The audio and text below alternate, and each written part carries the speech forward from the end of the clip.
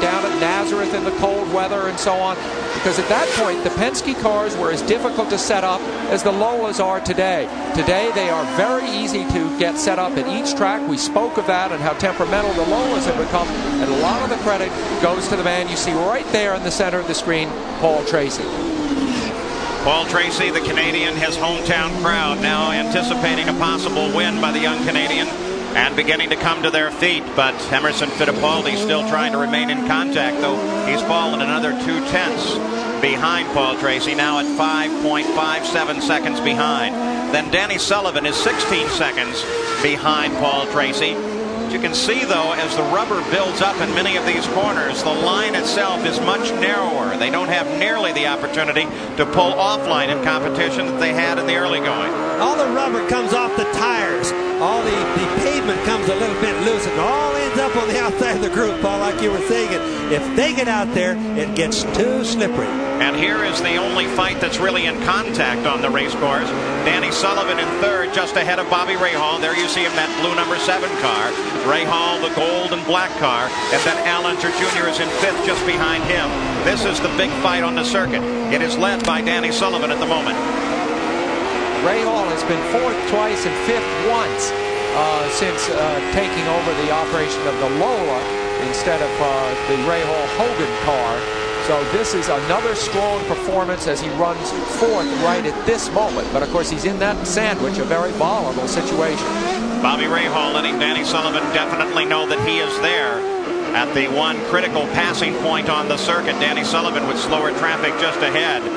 Back at the front of the field, it's still Paul Tracy. Team Penske has led in every race thus far this season, and Emerson Fittipaldi has led 49 laps in this race. In order to take the 1 point for leading the most laps, he would need to complete 3 more laps at the front of the field, and we've just crossed the 100th lap. So it looks like the point will definitely go to Paul Tracy. You know, as the cars crowd in, you realize that the only place that they can do any passing is right braking. Look at Mario coming down trying to get under Danny right there. That's where you can do the passing, but the tires are all pretty much worn out right now. The track is slippery out of the groove, so we want to watch really careful. We may see some action pretty quick here. Only about 2-3 laps left. Not to confuse that battle with Danny Sullivan. That was Mario moving inside Hiro Matsushita. Sullivan still locked in battle between Bobby Rahal and Allinger Jr. And just remember that if Paul Tracy holds on to win, this will be the first time this race has been won by a Canadian. So the crowd is on its feet and very excited at the prospect. Paul Tracy, remember, though, has been chased by bad luck throughout his career with Penske Racing. Not to wish any of that on him now, because he runs so solidly alone in the lead. But mistakes have cost him dearly despite all of the laps he has led this season. This is a race that he has had in his mind. He's been imaging this race for months now, he spoke even right as he had won at Cleveland a week ago.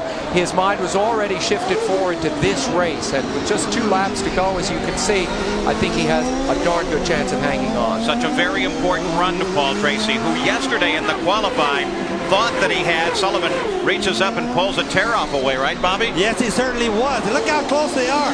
They're really getting it. They're really going to try some pass. And look at Rahal all over Danny Sullivan there. I'm going to say that Paul Tracy thought he had the pole wrapped up, but Emerson Fittipaldi grabbed it at the very last lap of qualifying. But now we ride with this battle as Danny Sullivan in third place and Bobby Rahal sensing the end of the race himself and trying to do everything he can to get around Sullivan.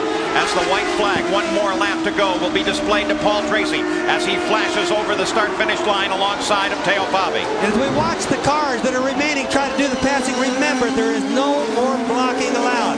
Wally Dallenbach is watching them. That's like a policeman watching a speeder. So Paul Tracy runs alone, unchallenged at the lead of the race. He has only to coast it home. And if he had pain from his throat early in the game, I bet he's not feeling it right now. Fittipaldi in second place. That battle that you see between Mario Andretti and Teo Fabi is not a battle for position. They're just running together on the circuit. Remember, this is exactly the finishing order that we experienced last week in Cleveland. The Penske cars running 1-2. Incredible domination here in the center part of the season. And it looks like Paul Tracy may in fact get several major accomplishments behind him. His third win, 2 in a row. and a Canadian winning for the first time in the IndyCars in front of his home crowd. Paul Tracy has taken the win here in the Molson Indy Toronto. So Paul Tracy, the victor here today. Emerson Fittipaldi screens for the line now in second place. He is unchallenged. The real question is the battle that will come behind him. Danny Sullivan, as he drives for the line with Bobby Rahal coming up behind him. But Danny Sullivan is able to hold Rahal off, and Sullivan finishes third, followed by Rahal and Al Unser Jr. But the day here in Toronto belongs to the hometown boy, Paul Tracy. He rules and others follow. They've held that sign for a long time. Congratulations to Paul Tracy.